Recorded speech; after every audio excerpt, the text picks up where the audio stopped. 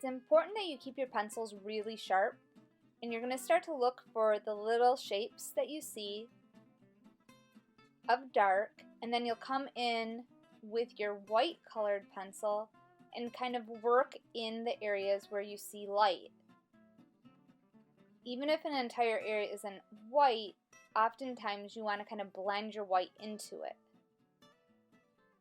So I'm looking for the shapes that stand out to me as being the darkest in her hair right now, and then I'm also kind of blocking in some of the lighter values that I see. I can always go over them and make them darker. I'm keeping my pencil really sharp. I'm kind of easing up on with the white colored pencil. Notice I'm holding the pencil at the bottom, especially where I want it to ease up. I'm using a darker value and I'm holding the pencil towards the bottom. That allows me to lay a light touch on the paper. When you hold your pencil like you hold it to write your name, you're trying to make a very dark mark. When you want this really light mark where you're barely hitting the paper and easing up, you can have your hand more towards the end of the pencil. As you need to make a darker mark or start to build up and get thicker, you can start to choke up on the pencil. So notice here, I'm kind of like easing up because I want this to kind of slowly ease into the white. Now I'm bringing my white down into that value. Her hair is black, but I want to use at least 5 other colors. I'll probably be using way more than that. And I'm slowly just looking for shapes and I'm building it up. This will happen very slowly, and this will take a long time to get it built up and look exactly like it looks.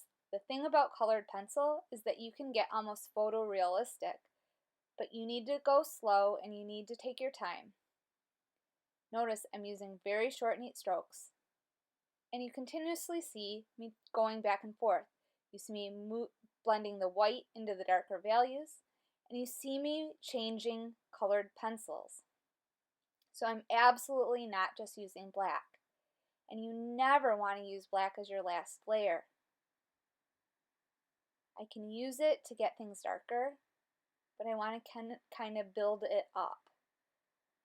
Good dark colors might be like an indigo or dark violet blue, purple, and you can also bring in oranges and yellows, because if you bring in an orange to a blue, it's going to make that blue darker. Sometimes you just think of orange as being a light color, or yellow, for example, as being a light color, but when you add yellow to purple, it's going to make the purple darker.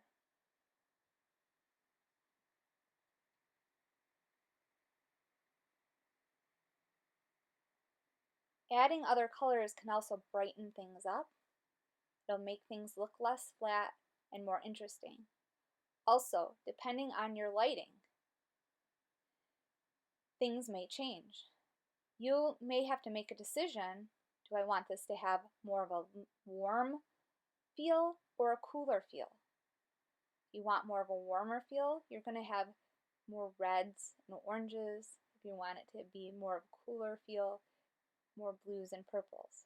However, you can make a purple and blue feel warmer by bringing in reds and oranges. There's a lot to understand with color theory. So you see that I'm continuously building this up. Even in some of the lighter areas, the white, because our hair is all black, I'm going to slowly come in with those darker values. And always staying with really short, neat strokes. So it's thin layers slowly built up. I'm using like darker blues right now. You see the black coming through, and so it's starting to look really dark. I'm going to bring in some purple.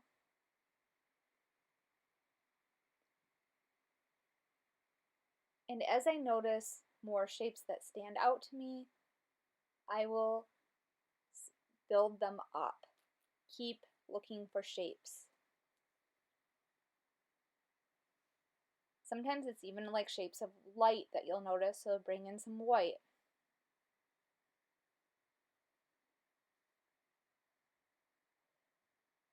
You see, I'm starting to get thick, especially in some of the areas on this side of her hair. I'm working this one side right now so that I can show you. Normally I would probably work the entire hair area, this whole space, all at once. But for the sake of time for the video, I'm just focusing on this one area in this drawing.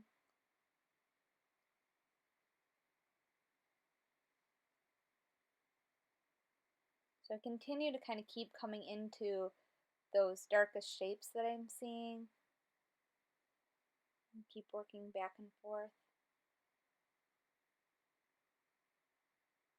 and blending.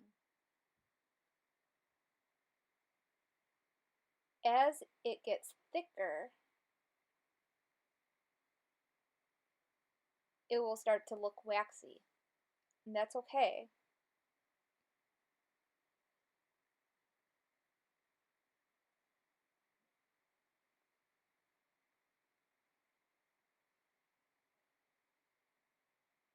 You want to see these other colors in here so that it doesn't look flat.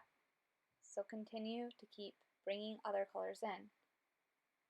You saw I just brought in a little bit of yellow, some reds.